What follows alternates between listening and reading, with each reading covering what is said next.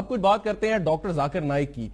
گزشتہ روز انہوں نے وسیلے کے حوالے سے کچھ اپنے خطبوں میں بات کی اور کہا کہ نعوذ باللہ رسول صلی اللہ علیہ وسلم سے کوئی فریاد کرنا، دعا میں ان سے مانگنا حرام ہے۔ اس پر ان کے خلاف، ذاکر نائک صاحب کے خلاف فتوے آئے اور جو بھارتی حکومت ہے اس نے نہ صرف ان کے کئی شہروں پر ان کے خطبوں پر پابندی عائد کر دی، بلکہ ان کا جو ٹی وی ہے، پیس ٹی وی کے نام سے جو ان کا ایک ٹی وی ہے جس پہ ان کے خطبے آتے ہیں، اس پر بھی پابندی لگانے کا ارادہ رکھتی ہے۔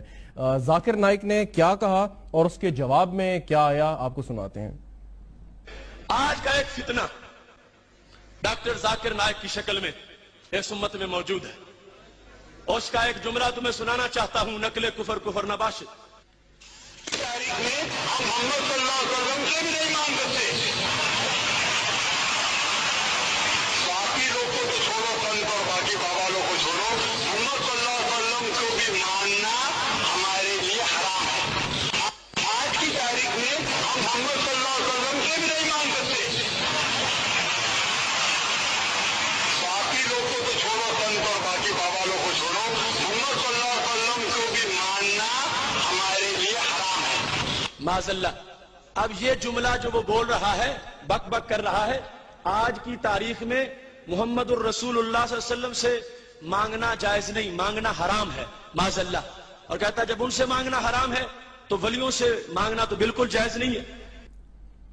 آپ نے سنا یہ ذاکر نائک، اس کی ایک ویڈیو بھی ہے جو اس وقت موجود نہیں ہے، انٹرنیٹ پہ تھی، وہ شاید وہاں سے ہٹا دی گئی، لیکن آڈیو میں خصوصی طور پر ذاکر نائک اس بات کی طرف اشارہ کر رہا ہے۔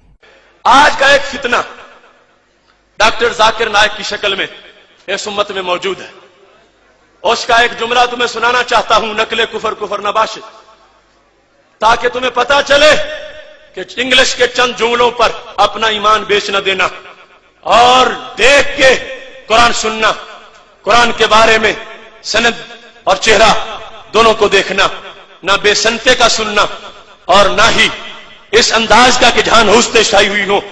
اس سلسلہ میں تمہارے سامنے وہ لفظ پیش کر کے اس کے بعد پھر میں اس پر حوالہ جات پیش کروں گا کہ جس عقیدے کو آج کا یہ موذی ڈاکٹر رد کرنا چاہتا ہے، وہ عقیدہ تو صحابہ کا بھی تھا، وہ تابعین کا بھی تھا، وہ تبع تابعین کا بھی تھا، وہ ساری صدیوں میں وہ عقیدہ موجود رہا ہے، اور اللہ کے فضل سے آج بھی اس عقیدے پر امت مسلمہ موجود ہے۔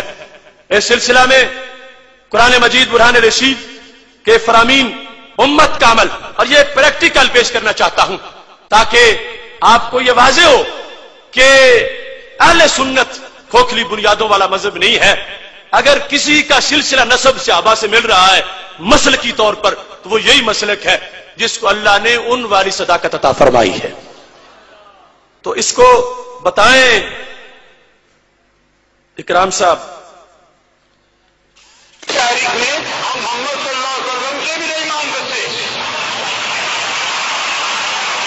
باقی لوگ کو تو چھوڑو، سنت اور باقی بابا لوگ کو چھوڑو، محمد صلی اللہ علیہ وسلم کو بھی ماننا ہمارے لیے حرام ہے۔ آج کی تاریخ میں ہم محمد صلی اللہ علیہ وسلم سے بھی نہیں مان سکتے، باقی لوگ کو تو چھوڑو، سنت اور باقی بابا لوگ کو چھوڑو، محمد صلی اللہ علیہ وسلم کو بھی ماننا ہمارے لیے حرام ہے۔ معاذ اللہ، اب یہ جملہ جو وہ بول رہا ہے، بک بک کر رہا ہے، آج کی تاریخ میں محمد الرسول اللہ صلی اللہ علیہ وسلم سے مانگنا جائز نہیں، مانگنا حرام ہے، معاذ اللہ۔ اور کہتا ہے جب ان سے مانگنا حرام ہے تو ولیوں سے مانگنا تو بالکل جائز نہیں ہے۔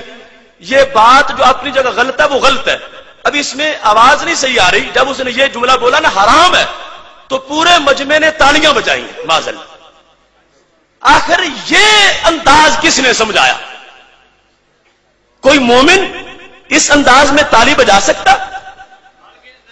یہ یہودیوں کا اجتماع تھا، عیسائیوں کا اجتماع تھا، اور یہودیوں عیسائیوں کے ایجنٹوں کا اجتماع تھا کہ جس کے اندر یعنی اتنی گستاخی کی جا رہی ہے اور آگے سے تالیاں بجا کے داد دی جا رہی ہے۔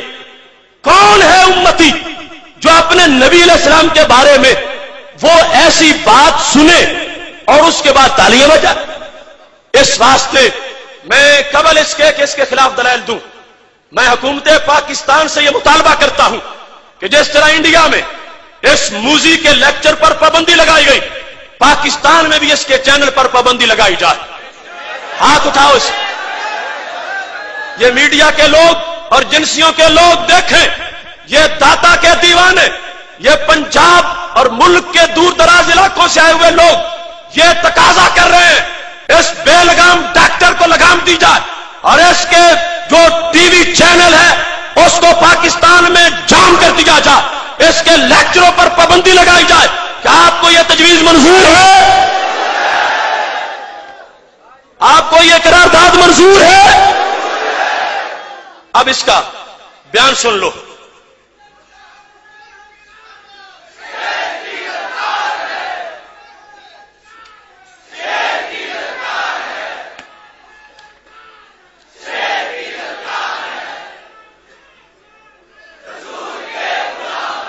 سنو اب یہ حدیث شریف میں آپ کے سامنے پیش کر رہا ہوں، مصنف ابن ابی شیبہ میں موجود ہے.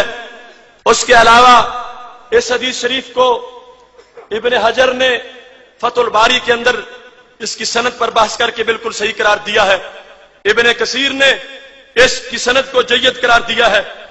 یہ مصنف ابن ابی شیبہ اس کی جلد نمبر 7، اس میں یہ فرمان موجود ہے کہ مالک الدار جو حضرت عمر رضی اللہ تعالیٰ عنہ کے وزیر خزانہ تھے، وہ حضرت عمر رضی اللہ تعالیٰ عنہ کے عہد کی بات روایت کرتے ہیں.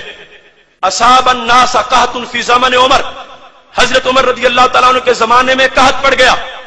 فجاء رجل الى قبر النبی صلی اللہ علیہ وسلم، ایک بندہ آیا نبی علیہ السلام کے مزار پر.